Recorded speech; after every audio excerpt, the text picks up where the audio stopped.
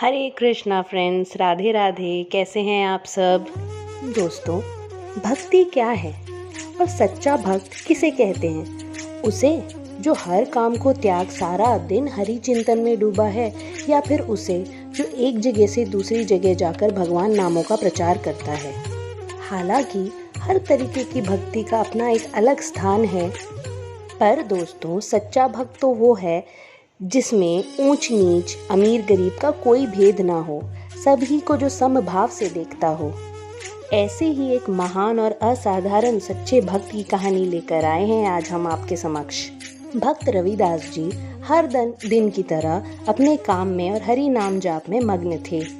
उनकी दुकान में एक पथिक आया, थोड़ी दूर खड़ा होकर बोला, अरे मेरी जूती थोड़ी टूट गई है, इसे गांठ दो। भक्त रविदास जी ने कहा, जरूर, अभी किए देता हूँ। जूते सीते हुए रविदास जी उस व्यक्ति को बोले, लगता है श्रीमान आप बड़ी दूर से पथ यात्रा पर निकले हैं, आप जा कहाँ रहे हैं श्रीमान? उस व्यक्ति ने बड़े ही भारी स्वर में तन कर कहा, मैं गंगा स्नान करने जा रहा हूँ। तुम चमड़े का काम करने वाले क्या जानो गंगा स्नान का महत्व। रविदास जी मुस्कुराए और बड़ी सरलता से बोले, सत्य कहा आपने श्रीमान, हम मलिन लोग, हमारे स्पर्श से पावन गंगा भी अपवित्र हो जाएगी। आप तो बहुत भाग्यशाली हैं जो तीर्थ स्थान को जा रहे हैं। उस पथिक ने कहा, हाँ सही कहा तुमने, चलो मेरी जूती मेरी तरफ फेंको और ये एक कौड़ी अपना मेहनताना पकड़ो। भक्त रविदास जी ने कहा, श्रीमान आप कौड़ी मेरी तरफ ना फेंकिए, आप मेरे इस कौड़ी को माँ गंगा को गरीब रविदास की भेंट कहकर अर्पित कर देना। वह पथिक वहाँ से चल पड़ा और भक्त रविदास जी भी वापस से अपने कामों में लग गए। गंगा स्नान कर जब वह व्यक्ति घर को लौटने को था, उसे याद आया कि अरे रविदास की एक कौड़ी तो मैंने माँ गंगा को अर्पित करी ही नहीं। वह तुरंत से वापस मुड़ा और उसने वह कौड़ी निकाली और गंगा तट पर खड़ा होकर बोला, हे माँ गंगा, ये रविदास की कौड़ी है, इस भेंट को स्वीकार करो। तभी गंगा जी से एक हाथ प्रकट हुआ और एक आवाज आई, लाओ भक्त रविदास का भेंट मेरे हाथ में रख दो। वह पथिक हक्का बक्का सा घबरा कर उस कौड़ी को उस हाथ में रख कर लौटने लगा। तभी फिर से आवाज आई, ये भेंट मेरी तरफ से भक्त रविदास जी को दे दो। गंगा जी के उस हाथ में एक रत्न जड़ित कंगन था। हैरान पथिक उस कंगन को लेकर अपने रास्ते चलने को निकला। अब उस पथिक के मन में ख्याल आया कि रविदास को थोड़ी पता है कि माँ गंगा ने उसके लिए कोई भेंट भेजा है।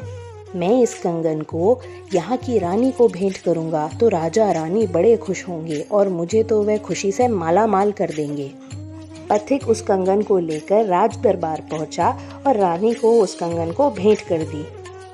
रानी उस कंगन को देखते ही खुशी से झूम उठी। इतना सुंदर कंगन मैंने आज तक नहीं देखा, इतने आभूषण हैं मेरे पास, पर यह कंगन, इसकी रौनक तो अलौकिक है। मुझे दूसरे हाथ के लिए भी ऐसा ही कंगन चाहिए। अब राजा ने अपने मंत्रियों को कह सभी कारीगरों को बुलवाया। सभी कारीगरों ने उस कंगन की जांच की। इस कंगन में जड़े हुए रत्न तो यहाँ के हैं ही नहीं। सभी कारीगरों का एक ही जवाब, यह कुछ दिव्य कंगन है, इसे बना पाना असंभव है। राजा ने थककर उस पथिक को कहा कि तुम ही लाए थे ना ये, अब जिससे भी तुमने इसे बनवाया है उसे यहाँ बुलवाओ, वरना तुम्हें मृत्यु दंड दिया जाएगा। वह पथिक गिड़गिड़ाते हुए रोने लगा और बोला, ये सब मेरे लालच का नतीजा है। उसने राजा को सारी घटना बताई। तब राजा उस पथिक को लेकर भक्त रविदास जी के पास पहुँचे।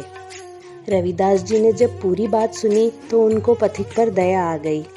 भक्त रविदास जी इतने दयावान थे, वे राजा से उस पथिक के लिए जीवन दान मांगने लगे। राजा ने कहा, सिर्फ एक ही शर्त पर हम इसे जीवित छोड़ सकते हैं, अगर तुम ऐसा दूसरा कंगन हमें दोगे तो। रविदास जी ने राजा को कहा, जी अवश्य। उन्होंने अपने नीचे बिछी चटाई को हटाकर राजा से कहा, आओ और अपना दूसरा कंगन पहचान कर ले लो।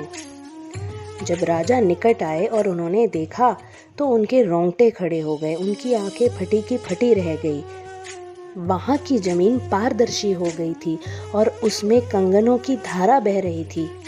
पथिक और राजा हाथ जोड़कर भक्त रविदास जी के चरणों में गिर गए और अपनी भूल के लिए क्षमा याचना करने लगे। तो दोस्तों, देखा आपने, भगवान भी अपने सच्चे भक्तों के आगे झुकने में नहीं हिचकिचाते। भगवान को अपने भक्तों से सिर्फ एक ही चीज़ चाहिए, निस्वार्थ भक्ति। तो दोस्तों, आज की इस कहानी का समापन मैं कबीर दास जी की इन पंक्तियों से करूँगी। बुरा जो देखन मैं चला, बुरा न मिलिया कोय, जो दिल खोजा आपना, मुझसे बुरा न कोय। भगवान आप सभी को स्वस्थ और संपन्न रखे। हरे कृष्णा।